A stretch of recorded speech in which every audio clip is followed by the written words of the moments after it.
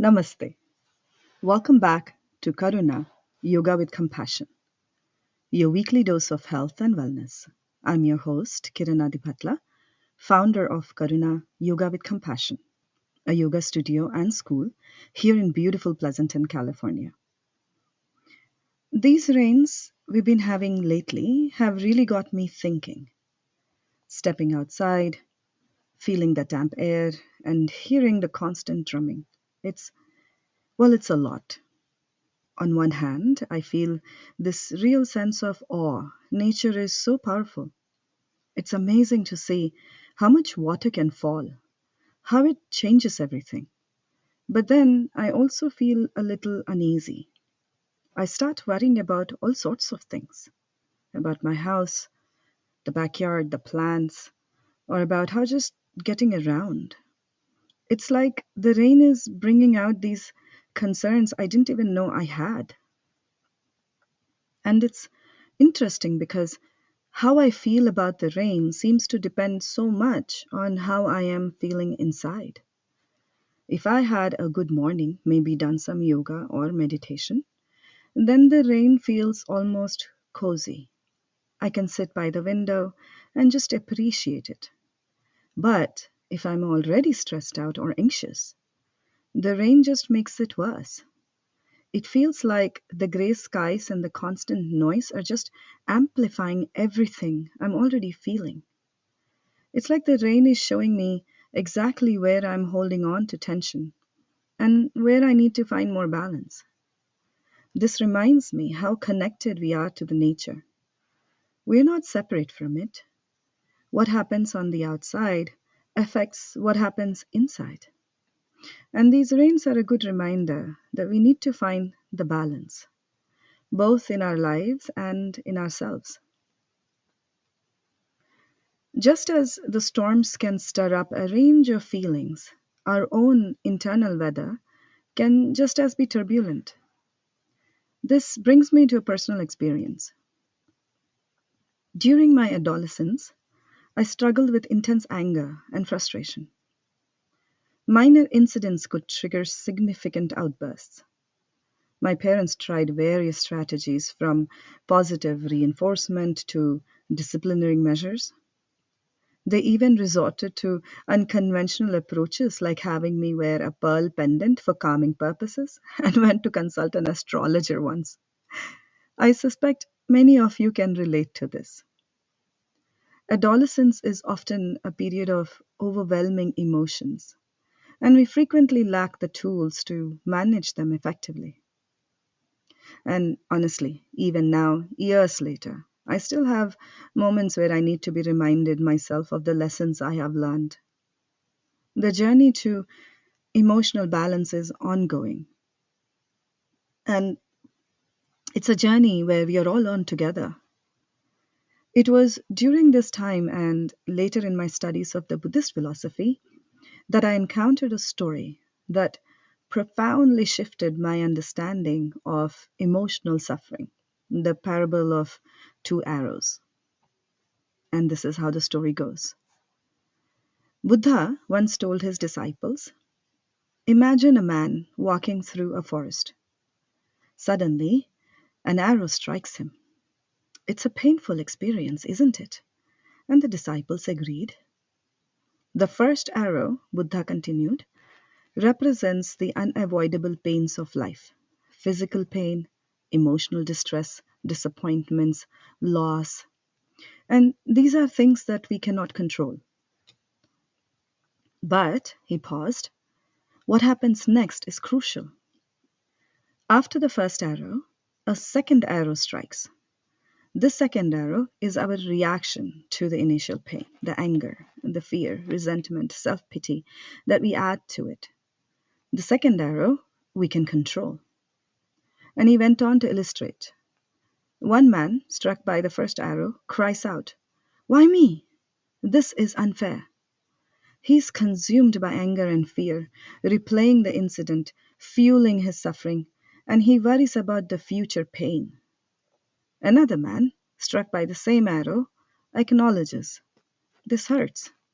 He tends to the wound, seeks help, and observes the pain without being overwhelmed, knowing it will pass. He doesn't add the second arrow. The key here, Buddha concluded, is to recognize the difference. We can prevent the first arrow, but we can learn to avoid the second by cultivating mindfulness, acceptance, and non reaction for a greater peace. This story was transformative for me. It gave me hope, showing me how to work with my emotions and not against them. You're listening to Karuna Yoga with Compassion with Kiran Adibhatla. And today we are exploring the topic of emotions and how to find balance. Emotions are fundamentally energy in motion. They are designed to flow through us, to inform us, and then dissipate, much like a wave receding back into the ocean. But what happens when we resist this natural flow? When we block or suppress our emotions?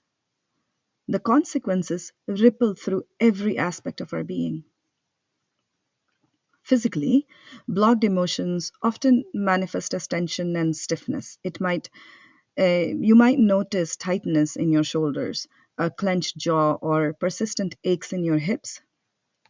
This isn't just random discomfort, it's the body's way of signaling that prana, the vital force, is being obstructed. In yogic philosophy, prana is the subtle energy that permeates everything, the animating force that sustains your life. It's not just the air we breathe, but the very essence of vitality. And when emotions are suppressed, they create these energetic blockages, preventing prana from circulating freely. Imagine a river choked with debris. The water stagnates and the surrounding ecosystem suffers. Similarly, when prana is blocked, it leads to physical discomfort and disease. Mentally, the impact is equally profound. Suppressed emotions can lead to a cascade of issues like anxiety, depression, brain fog, and difficulty concentrating. The mind becomes cluttered with unresolved feelings, creating a sense of mental stagnation. It's like trying to navigate a foggy landscape where clarity is lost and the direction becomes elusive. Spiritually, this blockage creates a sense of disconnection, a feeling of being stuck or lost. We lose touch with our inner wisdom, our intuition, and our sense of purpose. This stagnant energy contributes to what Ayurveda calls dis-ease, a disruption of our natural state of harmony where the body, the mind, and the spirit are meant to function as a unified whole. We've been conditioned to believe that we should remain constant, to suppress our emotions, and present a facade of unwavering composure. But the reality is that we are constantly changing, mirroring the rhythms of nature. Just as the seasons shift, our emotions do too. Emotions are the vital energy that fuels cellular renewal, allowing us to adapt and evolve. And expressing emotions is a sign of strength and not weakness. Suppression leads to stagnation, which creating a breeding ground for physical and emotional imbalances. Think of tears as natural release, like any other bodily function, a cleansing process that allows prana to flow freely. Sometimes emotions need vocal expression, a conversation, a cry, or a moment of catharsis. Other times, internal processing through reflection and contemplation is sufficient. The key is to allow the energy to move, facilitating the emotional processing and overall balance. This balanced state ensures prana flows freely, nourishing every cell of our being. Focusing on solutions open the flow of prana, allowing us to move forward with clarity and purpose, while dwelling on problems create blocks, trapping us in the cycle of negativity. To find balance and to restore the free flow of prana, we turn to ancient wisdom of yoga and Ayurveda. And I cannot emphasize this enough that Yoga, at its core, is more than just a physical postures. It's a path of self awareness, a journey of connecting the mind, the body, and the spirit. Asanas help us to release physical tensions and free up the space for prana to circulate. And Ayurveda, its sister science, helps us to understand our individual constitution, our unique blend of doshas, and how they influence our emotional landscape. By understanding our dosha imbalances, we can tailor our yoga and lifestyle practices to restore harmony and to support this free flow of prana that we are talking about. If you're just joining us, welcome. You are listening to Kiran Adibhatla, and this is Karuna-Yoga with Compassion. And today's topic we are discussing is we're going emotions and how to find balance using prana. So, we've explored how emotions are energy and how yoga and Ayurveda can help us manage that energy. Now, let's take a closer look at some of the key concepts and specific tools within these systems. Let's start with Agni, our inner fire. In Ayurveda, Agni isn't just about digestive fire in your stomach. It's much more broader concept. It represents the transformative power within us, our ability to process not only food but also thoughts, experiences, and emotions. And Agni is present at cellular level, allowing us to digest life itself through our five senses. In Ayurveda, Agni is considered the source of metabolic processes. It's the principle that governs digestion, absorption, assimilation, and transformation. It's responsible for converting food into energy, building tissues, and eliminating waste products. It's also crucial for mental clarity, immune function, and overall vitality. Think of Agni as an engine that powers our entire system. And when it's running efficiently, we thrive. When it falters, our health suffers. We can connect this concept of Agni to various aspects of our modern day anatomy and physiology. For example, the digestive fire in the stomach and the small intestine can be linked to the function of digestive enzymes, stomach acid, and microbiomes. These elements work together to break down food into nutrients that the body can use. Agni's role in cellular metabolism can be connected to the function of mitochondria, which produces energy in the form of ATP. Agni's influence on the endocrine system can be seen in the role of hormones in regulating metabolism, growth, and development. When Agni is strong, prana, our vital life force, flows freely, nourishing every aspect of our being. We feel vibrant, energized, emotionally balanced. But when it's weak, prana stagnates, leading to both emotional and physical imbalances. We might experience fatigue, sluggishness, difficulty processing our emotions, leading to feelings of overwhelm. Yoga helps us to cultivate Agni through various practices. Pranayam, the breathwork technique like Bhastrika or Kapalabhati, can ignite our inner fire, increasing energy and vitality. These practices can be linked to stimulating the sympathetic nervous system, increasing oxygen intake, and boosting metabolism. And physical asana postures also play a role, like twisting poses, for example, can stimulate the digestion and help to release that stagnant energy, which can be connected to the physical manipulation of the digestive organs and release the tension in the surrounding muscles.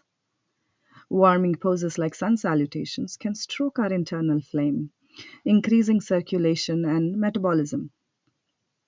These practices can create a foundation for emotional stability by supporting our overall metabolic process and energy levels. Another concept in Ayurveda are the three doshas: Vata, Pitta, and Kapha. Now, if you remember in the last episode last week, we briefly touched on these. These are the three fundamental energies that govern our physical and mental constitutions. Each dosha reflects unique emotional tendencies and imbalances.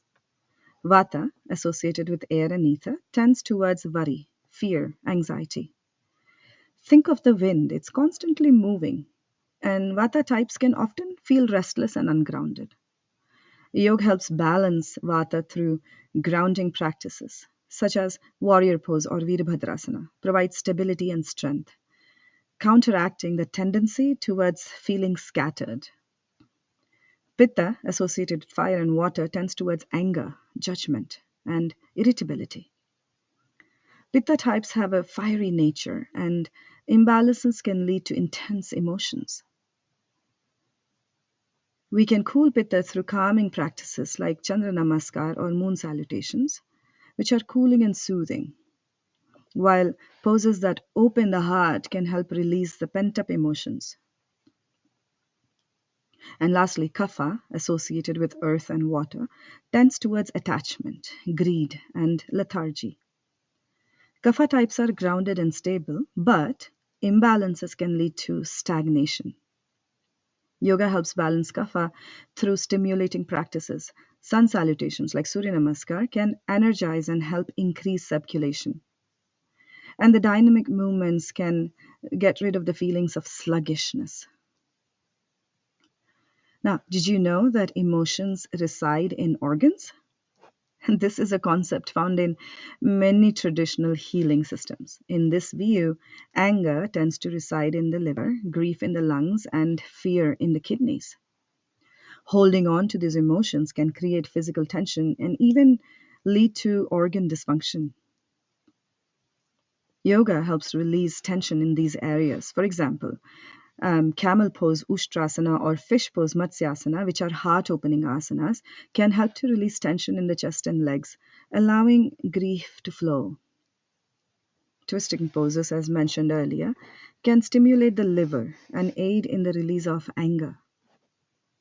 Forward folds, like child's pose, can calm the nervous system and soothe the kidneys, helping to alleviate fear. Now, let's talk about energy centers or chakras. These are subtle energy centers located along the spine, each associated with specific emotions, organs, and aspects of our being. They are points in the subtle body where prana concentrates and flows.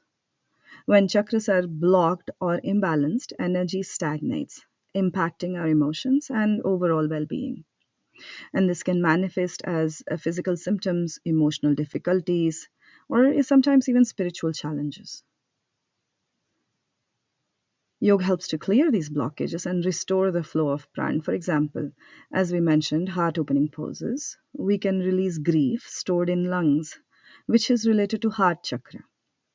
While twisting can detoxify the liver and release anger, which is linked to the solar plexus chakra. Another concept in yoga is bandhas or energy locks. These are muscular engagements that direct the flow of prana within the body. By applying bandhas during asanas and pranayam, we can regulate the flow of energy, prevent energy leakage, and direct it to a specific area for healing and balance. Mula bandha, or the root lock, for example, helps us to ground, stabilize our emotions, and connect us to the earth element.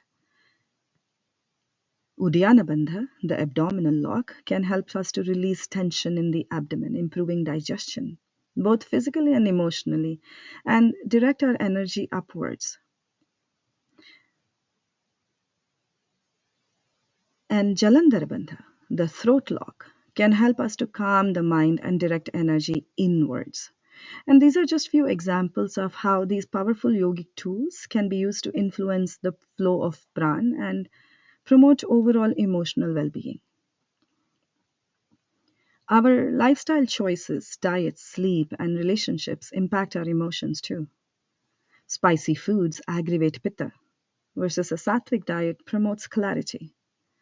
Yoga encourages us for mindful living, aligning our actions with our values. When we experience intense emotions, yoga teaches us to observe them without judgment, allowing release and not suppression. We can even absorb others' emotions, and meditation and intuitive practices help clear these energies. Yoga teaches us to live in the present, releasing past burdens and future anxieties.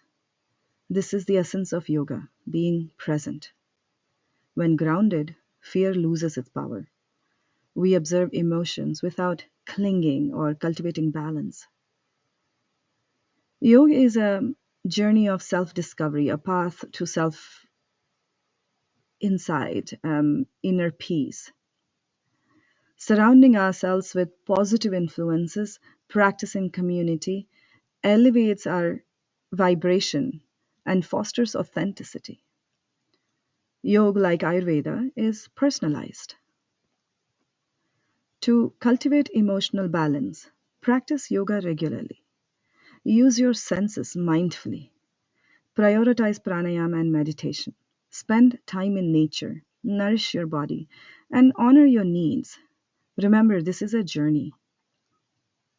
We have journeyed through the intricate connections between emotions, energy, and ancient wisdom of yoga and Ayurveda. And I hope this exploration has sparked a sense of curiosity and a desire to delve deeper into these transformative practices. If you're feeling inspired to experience the benefits firsthand, I warmly invite you to explore our offerings. We take great pride in building a vibrant and supportive community where we offer an authentic and traditional approach to yoga, stripping away the mysticism and making these powerful tools accessible to everyone. For those of you in the Tri Valley area, I encourage you to come visit our studio and join us for a class. But if you're located farther or prefer the convenience of online learning, we do offer virtual classes to support your journey. To learn more about our classes, workshops, and community events, please visit our website at yogawithk.com. You can also stay connected with us and find inspiration on Instagram and Facebook. We look forward to welcoming you to our community and supporting you on your path to balance and well being. I'm excited to announce that I will go live next week. Join me in a conversation as we continue to explore yoga's wisdom and connecting its timeless principles to our modern lives. Until then, remember to breathe, to connect, and to find your path to union. You've been listening to Kiran Adibhatla, founder of Karuna-Yoga with Compassion. Editing and music for this podcast are by Rishabh Nedanuri. Namaste.